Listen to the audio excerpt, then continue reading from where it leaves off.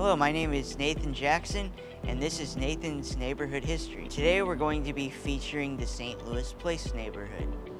There is a lot of renewed interest in this area, and the property values have actually started to go back up a little bit, and only, say, 5 or 10 years ago, the prices in this area had basically hit rock bottom.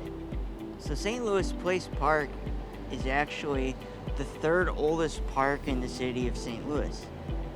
It was developed largely in part by this one guy named Hiram Leffingwell. Hiram Leffingwell was a mid-19th century urban planner. He decided to create the two set of boulevards with a big park in between known as St. Louis Place. The city also had its northern reservoir. If you look on the 1875 Compton and Dry map, which is a hand-drawn map showing the entire city of St. Louis at the time, you can see where the reservoir was. Hiram Leffingwell is also known for his contributions to getting Forest Park plotted here in the city of St. Louis. After the Civil War, wealthy St. Louisans started to move into the neighborhood. Originally, this street was known as Grand Boulevard back when it was plotted in the 1850s. But when Grand Boulevard was laid out also by Hiram Leffingwell in 1855 and the city limits were expanded, they changed the name of the street to St. Louis Avenue.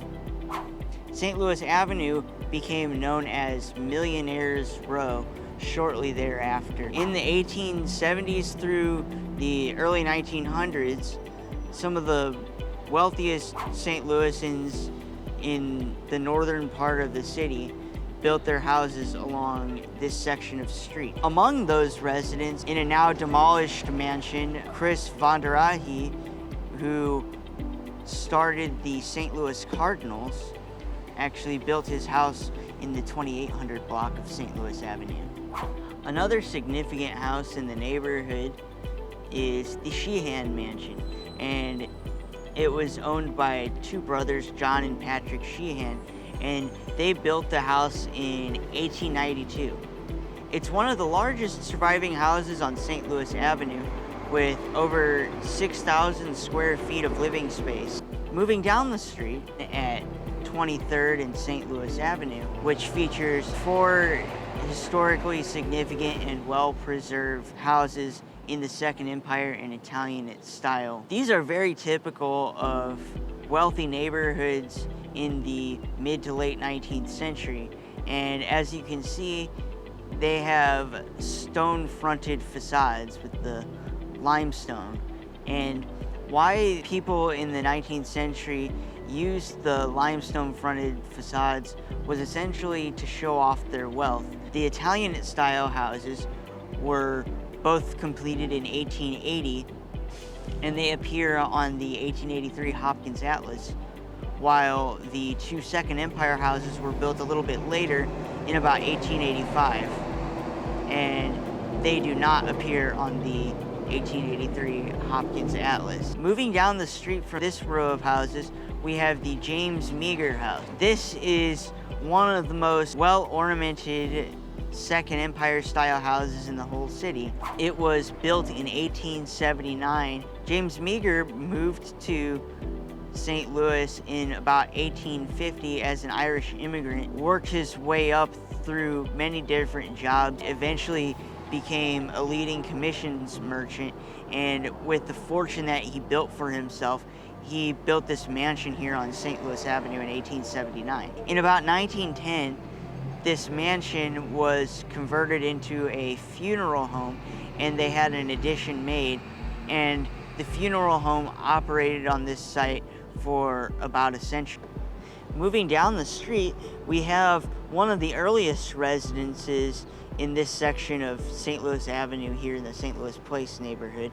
And this house was built sometime around about 1860 or so. It's a 2-family house. It features a hipped roof, the mid-19th century vernacular style. In many neighborhoods, the vernacular style houses feature a pitched roof and are 2 stories high, but this is a 1-story house with a hipped roof, and this shows that at the time the house was built, this area had a bit more of a semi-rural character at the time. It is featured on the 1875 Compton and Dry map. Next door, we have a house built in 1883 for a guy named John B. O'Mears. Like several of the other houses we featured on the street, this house was also built in the Second Empire style, although it does not contain any dormer windows, and it also features that limestone fronted facade. John B. O'Mears was the president of the St. Louis Quarry Company, and so he had the means and the ability to get the limestone from his company to front the facade of his house with quarried limestone. As we continue down the street, we have the Otto Stiefel mansion. Now, Otto Stiefel was the head of a significant North St. Louis brewery, the Lafayette Brewery up on Cass Avenue. He operated this brewery for a number of years and decided to build his mansion on St. Louis Avenue at 21st Street in the early 1880s. It was adorned as one of the finest mansions in the northern part of the city, and the Stiefel family lived in it for a number of years. This is also the same Stiefel family that runs Stiefel Nicholas, which has the Stiefel Theater in downtown St. Louis. The next house we have featured here at the corner of 20th and St. Louis Avenue has wide window arches and a turret, and those are 2 features very typically associated with the Romanesque Revival style. The Romanesque Revival style was popularized in the 1880s by Henry Hobson Richardson, a Boston architect who created many designs using lots of stone features and wide arches and large turrets on many of his buildings, and the style became popularized, and the more stone-fronted examples are often referred to as Richardsonian Romanesque, while more brick-fronted features are typically just referred to as Romanesque Revival style. And this particular house here was actually built by a guy named Ludwig Pullman, who was a doctor, and he had the house constructed in 1892. He and his family actually lived in this house for over 20 years and continued to live here throughout the beginning of the early 20th century. Thank you for watching this house. Be sure to like, comment, and subscribe.